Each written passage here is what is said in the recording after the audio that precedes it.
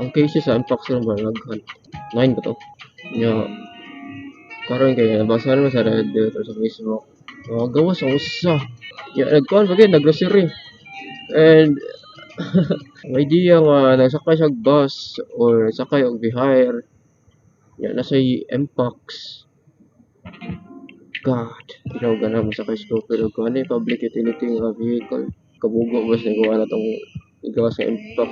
Mabiyo kay ba ug kita kay ba basin na tayo Mpox daghan na kay karon nga cases kay nagkuan and spread na kay nigawas ang usab sa quarantine to siya. My God. May fake news to ga.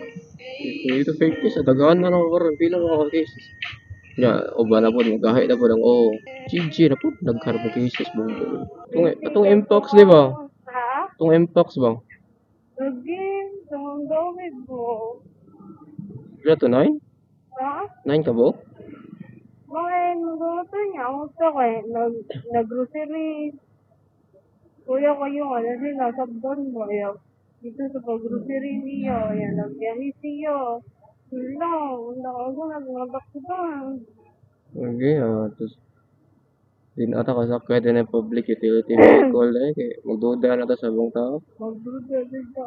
Magdala tag-cruise niya. Wala ka nakaipak wala. Unsa? Magdala ta og cruise. Wala nakaipak wala.